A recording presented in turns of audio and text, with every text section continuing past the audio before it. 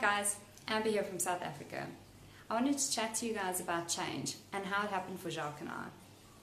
All too often I hear people say that they need change in their lives or that there's something in their life that needs to change. And that's fantastic. But then it all goes downhill from there and I get so upset with the reasoning as to why this can't happen.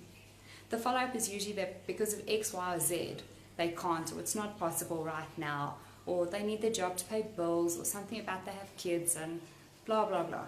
Every excuse under the sun. Our mentor, Tony de Gouveia, always says that fear will keep you away, and it is so true. People are terrified of change.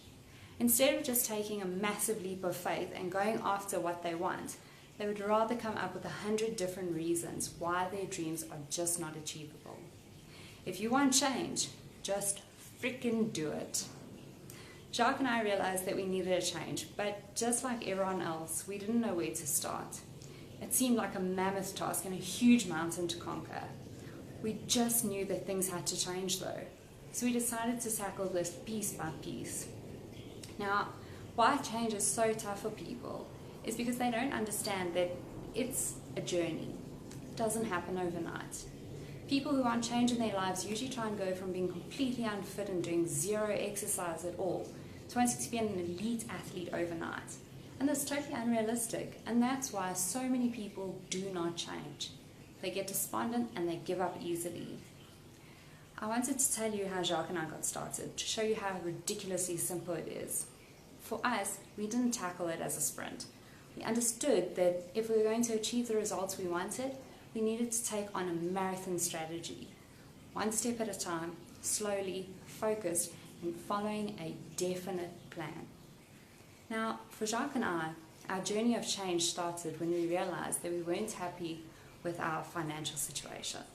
We examined our lives and decided not to accept that this was the way things had to be. When we realized that we could make whatever life we wanted for ourselves, absolutely everything changed. And this is how it started.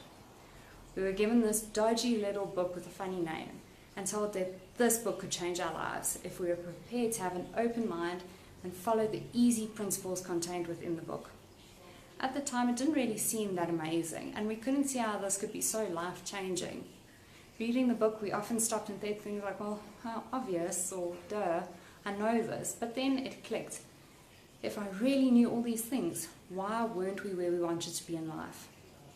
Now, people always say that knowledge is power, but the magic only happens when you apply that knowledge.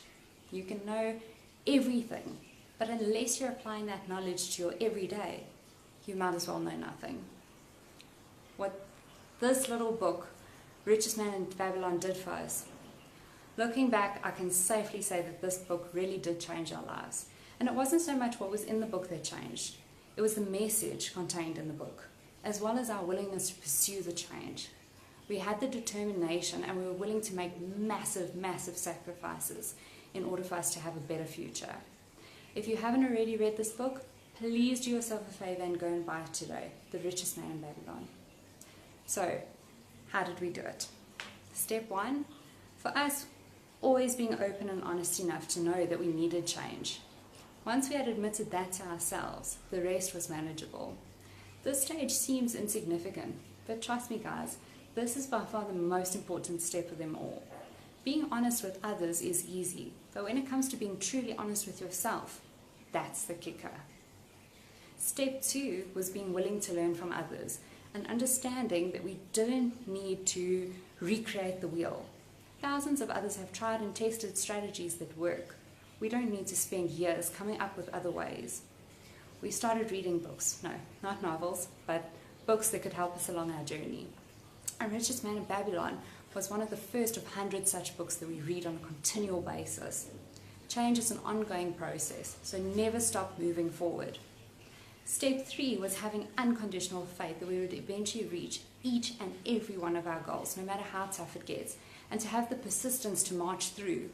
And believe me, there have been moments where we have wanted to throw in the towel and quit.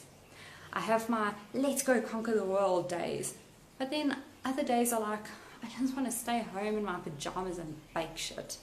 It happens to everyone, but you need to stay focused. Remember guys, quitting is much easier than achieving your goals, and that's why so many people only ever have dreams and never have actual achieved goals. Step 4, know the outcome and know what it needs to be and stick to it.